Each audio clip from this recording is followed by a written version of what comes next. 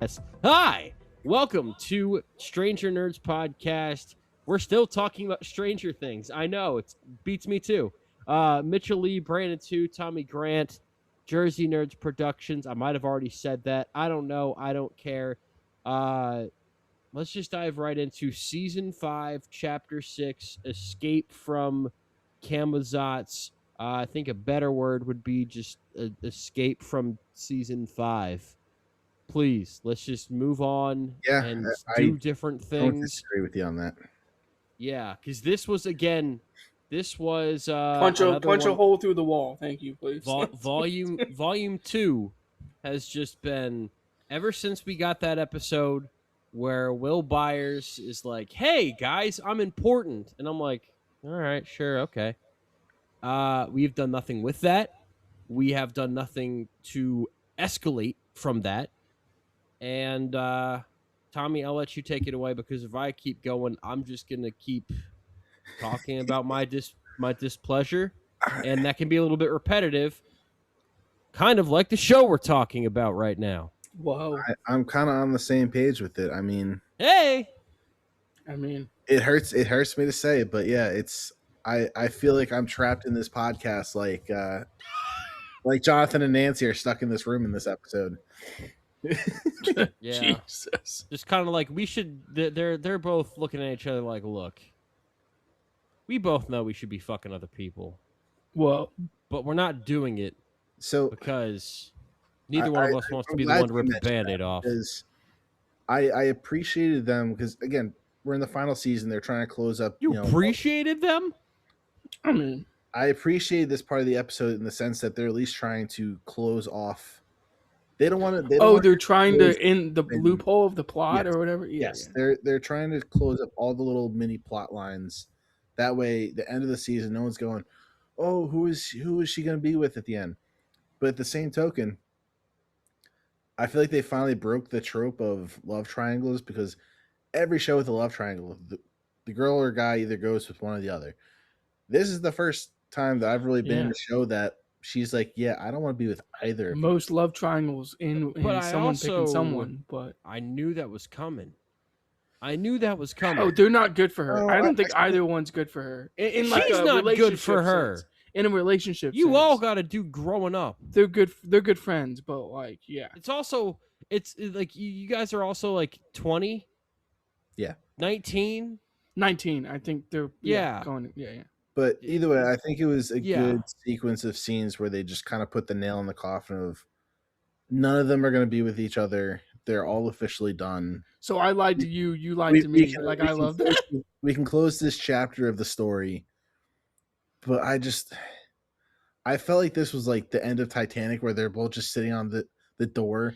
And I was like, oh my God. Don't you dare compare this to Titanic. We just reviewed Titanic. You know I really love that movie. Trap sitting on a fucking wooden table surrounded by goo. If only Billy Zane showed up. It was like quicksand goo too. Yeah. It was a very bizarre kind of goo. They don't explain where it came from. They don't explain why it's. They don't explain anything in this. Goo. They don't explain anything in this season. What do you mean they don't explain anything? They don't explain anything in this season. I know, but they don't have to, Brandon. It's the final season. Piece it together for yourself. Like, it was clearly melting before because we see all these bodies from prior goo events. Everything's prior goo events. Listen to the words coming out of your mouth so far this episode, and tell me you're not giving this shit a pass. Actually, I'll give him a break. Dustin was explaining the wormhole bridge thing. Yes. Okay, they finally explained something. It's a very loose explanation. But I'm stuck on the goo. What is it from? Why did it magically just stop melting and all of a sudden solidify? Because who did it come out of? Yeah, exactly. Where did it come from? If it didn't come out of someone, it was just so to take our listeners behind the scenes a little bit. Tommy does something. We don't even do this for our movie podcast because we're just like off the dome. What mattered to us, we'll figure it out as we go along. Tommy takes very extensive, detailed notes. Yes. For each episode, and I am stunned, stupefied, horrified even by these notes that this man he's on the 6th page of notes from this episode. I don't know if the script's that long. Like, hey, if you can make 6 pages of material, I don't want to call some out, but does it feel like the script was made in ChatGPT? Like, oh, I thought you were gonna say I don't want to call some people out, but Tommy's been double spacing this no, shit. No. Sir, I will have you know it's 1.5 space. I was more saying, was AI writing this fucking season? Like, what? Like, come on. Well, the documentary. I would hope AI would be just a little bit more like interesting and not as repetitive, but I think that might be giving AI a little bit too much credit. The little making of season 5 documentary pretty much all but said that's what was happening. Disappointing. So Jonathan and Nancy, their story is done. We got a brief little scene with. You make it seem like they died, and no, I just want to make it aware they did it. Their love died. Yes, okay. They drove the stake in the heart. That whole unproposal thing. Oh, that was so wild. Stupid. Wild. And again, if I had to pick a team, so to speak, I would be on team not Jonathan. I'm on team Goo. You wanted them to die. That's sick. Let's explore that more. I can't exactly say I'm team Goo. I can't say I disagree with that, but I will say, Steve, no matter what team you fall on, this is just an unsatisfactory unsatisfying turn of events. Can we talk about team Dustin and Steve? I was about to get there. Yeah. It's Dustin. We finally have their coming to terms where Dustin finally breaks free of his attitude problems. Basically, just says, "Hey, man, don't leave me. Like, don't die." And Steve is and saves him. Yeah. Had he not done that, he would have climbed up on that ladder and fell down. Got into Tommy's stories, but I'm happy to see Dustin and Steve reunited. This is the relationship we all care about. Yeah, this is the one we care about. This is, You remember in Iron Man 2 when I love that we're just bringing in other movies. Tony Stark gets on that whole, like, he starts, like, being all drunk and destructive, and you're just like, what are we doing? Can we just get back to, like, Tony Stark being Tony Stark and not this shit? And that's kind of how I felt watching a lot of Dustin this season, where it's just like, can we just get back to Dustin being Dustin and not whatever the fuck this is? And we're getting back to that, which is nice. Yeah, no, it's nice. I mean, and now, I think, Tommy, real quick, I think the way they come to grips with it in, like, the monologue, or I guess, like, the blow up that Dustin has, like, hey, Steve, like, don't climb that ladder and don't be an ass. Like, I'm like, okay, finally someone said, like, the real part out loud. Like, why are we fighting with each other? Why do we have so much attitude? Like, we're supposed to be, like, friends. And I was like, okay, finally someone said it. Like you guys have been kind of dicks to each other all season, and it's like, someone finally said the quiet part out loud. So I appreciate that. I don't know. This episode, I mean, you can continue with the plot, but, like, what happens? Like, nothing fucking happens. That's the thing. I don't want to sound like I'm upset, but, like, a show is so good, and this last season has been so bad. That's never happened with shows before.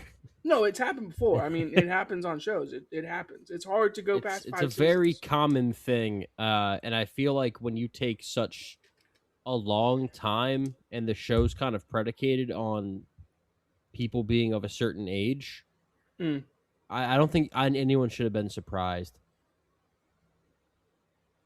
The Walking Dead probably lasted a little too long, but there was a point in The Walking Dead where the writing wasn't as good. Yeah. It was repetitive. I think we're getting to that point with Stranger Things. But this is me being negative. Some positives. Do we have some positives from this episode? It ended. Yeah. I'm not gonna lie. This was is the this point. I mean, I don't want to spoil the grade. Is this your lowest rated grade, like, ever? Maybe. No, and it's not even my.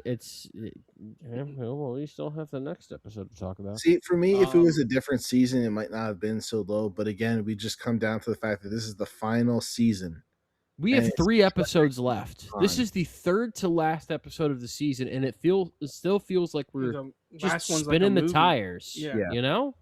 Yeah, the last They're one giving us so is much they're content. asking me to pay ticket price. You know? They're it's an hour and a half of content. Like, put something in it. Like, It's an hour and a half of filler. Yeah. And you really shouldn't kind of have annoys filler me. in the 3rd to last episode. Think back to, and I know that we haven't reviewed the show because this is the only show we reviewed so far, but think back to what Breaking Bad was doing in the final episodes oh my God, Walter White was Versus- going on a versus- spree. versus what we have going right now, where we're at the point now where, I mean, what are we leading towards? and this What's is what's what annoys me. happening? Like, normally I would give this more of a pass, but again, this is the final season. But also the fact that in 2 episodes from now, we're having this big series finale that's being aired in theaters. All this hype is being built up, and I'm just sitting here going, "What's gonna happen? That's this big I'm glad I didn't catch within up. 2 episodes." I didn't by need to the see that way- in theaters, to be honest. By the way, I have an official answer for you. What was happening in the 3rd to last episode of Breaking Bad? It was Ozymandias, the highest rated TV episode of all time. Because Breaking Bad understood plot, and they understood driving it to the finish line, leaning forward over the Okay, tape. Brandon, you want to go a little further back? Remember when we reviewed Avatar: The Last Airbender? Yeah. That shit was ramping up. You really felt the stakes, and you felt like you were really looking forward to something. Wasn't that like getting to the battle with Sozin? And Sozin's That Comet? was the 3rd to last episode was Sozin's Comet Part 2, Yeah. The Old Masters. Like, again, shows that understand getting to the finish line. This show isn't understanding it. No, because we're doing the same old. We've got these kids, and we've got to get them away from fucking Vecna. We're going back to the Kate Bush stuff, which I thought, if we actually want to get back to the plot of this damn thing, I really thought that we would have Max like physically involved way earlier in this point in the season than the 3rd to last episode. I know that she's had stuff to do, and I'll give Sadie Sink credit as I think the actor She's that trying. has continued to get better and better. I think she's got less to do this season than she did last season, obviously, but her heart's still in it. As opposed to others that I'm not sure they are. She's getting other acting jobs. Let me put it that way. Which is also insane because you could tell that her heart's still in it, but like you have a future, like some of these other ones, like they got to leave it out on the field. They're not getting. They're not win getting, one for the Gipper. Exactly. Yeah, it's like we're playing high school football, and the person that's trying the hardest is the one that has a scholarship to Alabama. Friday Night Lights is ending for this kid. Exactly. It's like, meanwhile, you've got a bunch of other people that, their dreams begin and end here, and they're going to be working at Taco Bell for the next 20 years. Oh boy. Do you want to If you want a quesarito, I'm just telling you right now who's going to be serving you that quesarito, and that's Noah Schnapp. Hey, weren't you in Stranger Things? Yeah, I was in Stranger Things. Just put the burritos in the bag, bro. the Super Sisters? You want to talk about them? So I hated this sequence. Oh god, it's funny. It just felt so out of place. We obviously we see the after effects of Nancy shooting the big ball in the sky kind of thing, and I don't even know how else to describe it other than that. And just the whole sequence of Elle using her powers, the slow motion walking with Hopper and Callie kind of behind her dodging everything. Could have been worse. Could have been worse. It was bad though. It didn't need to be slow motion. I wish I can get through to certain people's heads and just say, hey, you don't need slow motion to make something look cool. Because a lot of the times it makes it look worse. The Zack Snyder effect? Uh-huh. Yeah. Yeah. This is the part of the show where I go get something to drink because I can't even take it seriously. I can't even no. Yeah. I'm with you. Honestly, if she goes Violet from Incredibles and creates a force field, better scene. Yeah, now you got me thinking about things that I want to watch. Tommy, do you remember when we were like, yeah, this show, we're so pumped about it, and everything is like, and now we're just like, fuck, end. This used to be my favorite show. I can never go that high. This is why we need to review like Breaking Bad next, or Game of Thrones, or Sopranos. Now we're gonna keep like Sopranos might be the best ending of all time. So yeah, I'm with you. I'm sorry, I'm jumping ahead where I'm talking about other things, but yes, it's okay. Let's while Mitchell has left the building. Yeah, it's all good. I mean, he doesn't have to be here for this. The Hawkins crew. They go back to Hawkins. What's with the jumping around? I can't take the jumping around. I can't. Sorry, I had to do some jumping around on my own. I get antsy talking about this just because. No, you're good. What are we even doing here? I said you don't. Actually, I said script writers don't know. You don't have to be here. You can leave. You can turn your mic off. It's all good. The only useful piece of information we kind of get out of all of this dialogue back and forth with all the Hawkins guys is the whole fact that they're unconscious. Yeah.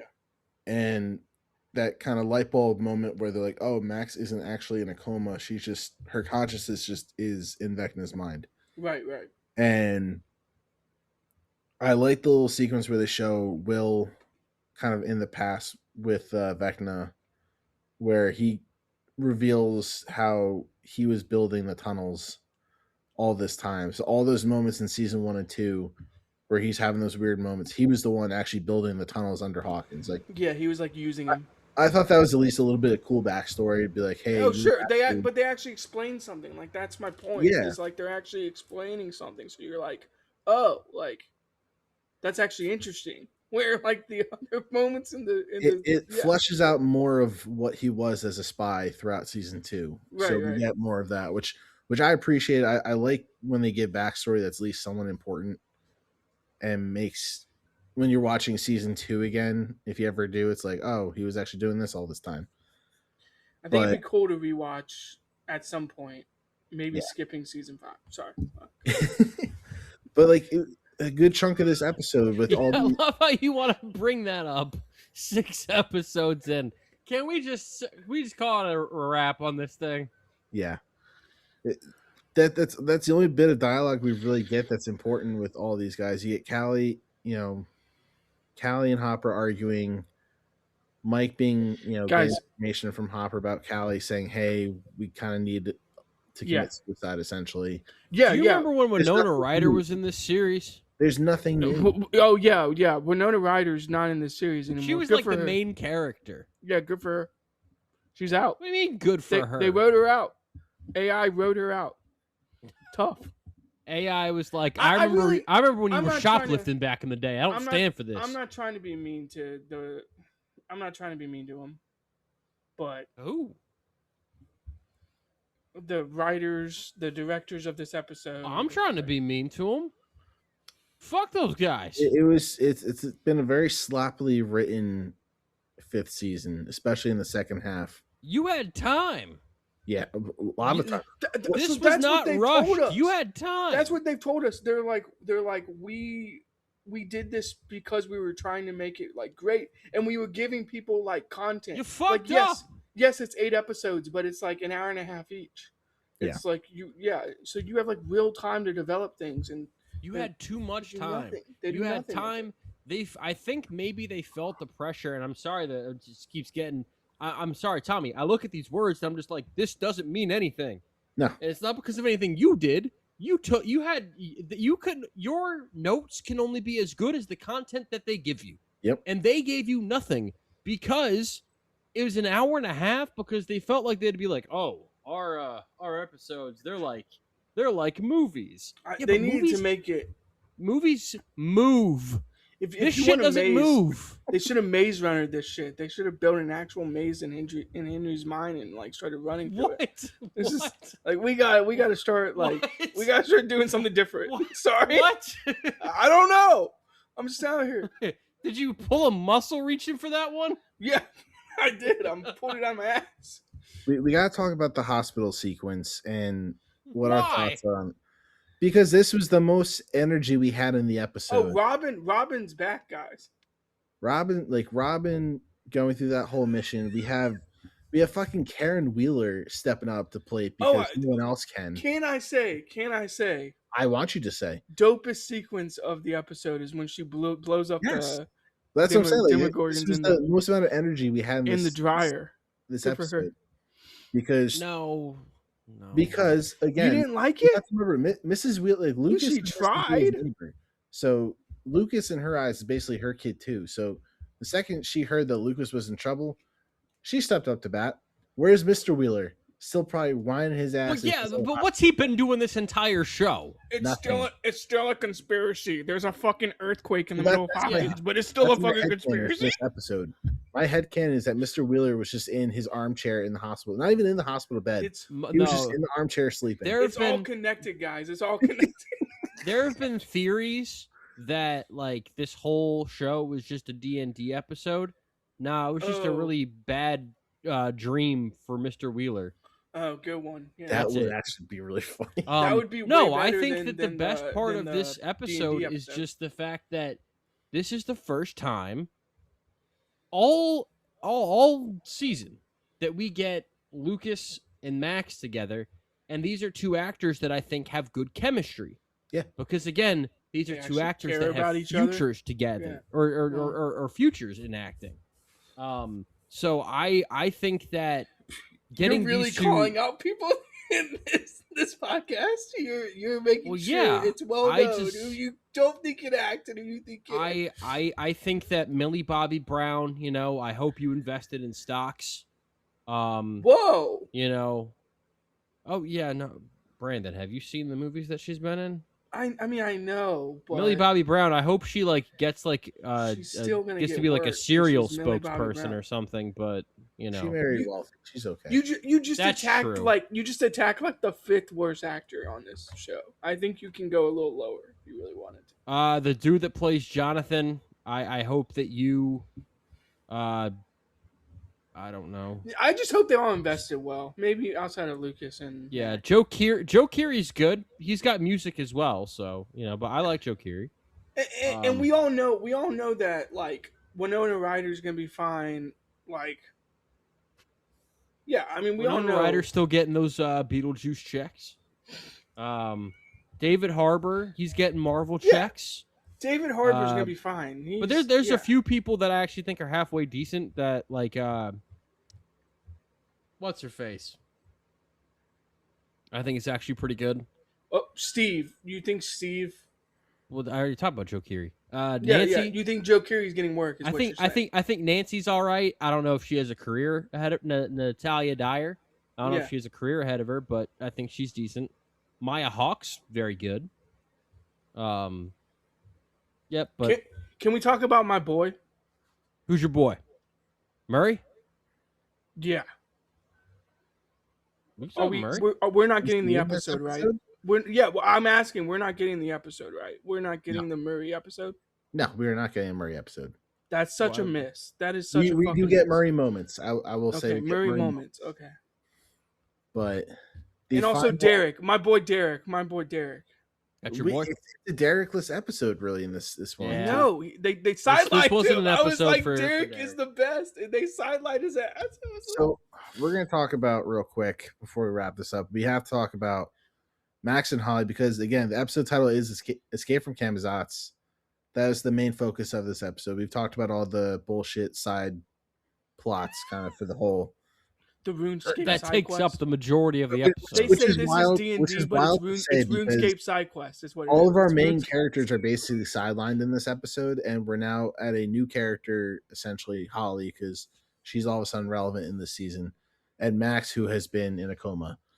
She might get work. Holly might get work. No, she's a good actress. Yeah, but she was good in The Evil Dead. In terms of the plot, they finally go into the whole concept of why they've hidden in the caves, the fact that it's a significant They're trauma. finally explaining things. I love it. Yes. This is where they finally start kind of fleshing out a little bit of the plot, a little bit of the backstory. But this is also where it crosses over with the play, which I mentioned before. So the whole memory of Henry as a kid in the caves, coming across the scientist who thought he was a spy, getting the briefcase that unleashes the monster, the smoke, whatever you want to call it. That's kind of the main focus of the play, and we get how Henry walked into the Upside Down, got powers, and came back out. At this moment, he didn't have powers. Yeah, he's not like born with them. They basically teased us, hey, this is like Henry's origin story. It's like a weapon. If you want to see more, go see the play. Which is fine. But can I complain about something real quick? Go ahead. We brought up that's true. We brought up like the Wheelers and Hopper and all of them like knowing him from high school. Mm-hmm. We've yet to close that loophole. Oh, it doesn't get closed. Okay, thank you. I mean, honestly, no. Thank you for telling me. Thank you for telling me. Yeah, thank you for telling me because I'm actually kind of annoyed by that. Like none of them like realize who it is. There is a sequence of events in the finale that we will discuss this concept further. I also haven't watched the 7th episode, guys. I am holding off. You are a good man. I don't know whether I'm proud of you or I'm just like, yeah. And I haven't gotten spoilers. You know what? At the same time, that's how you know that nothing really happens. So that's the worst part of the on my social media. I'm not saying that I'm like searching out Stranger Things stuff. I haven't muted things on my I haven't gotten anything. Point in the show, there's nothing that's like. There's no massive cliffhangers that you're like, I need to see the next episode. Like Infinity Wars is spoiled like 2 days later. Like if you didn't see Infinity War opening weekend, Endgame was spoiled by LaShawn McCoy the day it opened. Yeah, like you can tell this isn't like a cultural event almost. Like it's like So we're gonna close this out by talking about in my opinion, the most painful scene of this episode. Sure. And that is the Max and Holly finally getting into the Vecna mindscape, if you will, where it's all red, orange. There's shit just floating around. And Max has her portal. And I laughed out loud at this part because I was just like, you went through all of this for years. Oh my God, thank you. And all of a sudden you're like, oh, hey, Holly, this is my way out. You got to find your own way out. I don't know how it's going to happen for you. Lazy fucking writing. Which is where we finally get the tie into Mike's, little character for her, and like, hey, this is like kind of your. You gotta make Holly this is like this is your token to think of, kind of thing. But also both portals open. The slow motion walking out the exit pissed me off to no end. I see you're not a Zack Snyder fan. I see you're not. This is the slow motion dramatic moment. No, if there's a portal and I've been trapped there for that long, I am booking it. I'm jumping out of it. I'm breaking the long jump Olympic record. What are we talking about? And yet instead we're getting the slow motion Kate Bush in the background walking as slowly as possible to that opening. Drove me nuts. That is all I had to say about this episode. Lazy writing to just be like, this is my portal. Time for you to find your own Holly. We spent all this time, and Max did too. That was the worst part. Max spent all this time, and then she didn't tell Holly until they got to the very end. Hey, Holly, just so like you're aware, like even though fuck Holly you, like stay in the mind, Even though Holly was the one who figured the way out. Right. But that, maybe they didn't. This episode is a 5.7. 5. Mitchell, I have a feeling it's gonna be a 4.82. Brandon. Oh, that's right. We do have to like guess Mitchell's. I'm gonna go 5.21 for Mitchell. Ooh. You guys are actually both lower than I'm gonna go. Okay. I'm gonna go a 9.99. I love this shit. Oh, no, fuck off. 5.38. Okay. Boring AF. Well, don't worry. I'm gonna go the lowest. 5.31. Okay. Yeah, that's not 5.3. 5.3. Ooh. Take away that that. Yeah, 10th, take away the 10th. or- I don't want to give it to him. Is that a 10th or The a 100th? 100. Yeah, the 100. 100th. Take it Sorry, away. yeah. Take it away. It's Fuck been a them. while since I passed 8th grade math, so.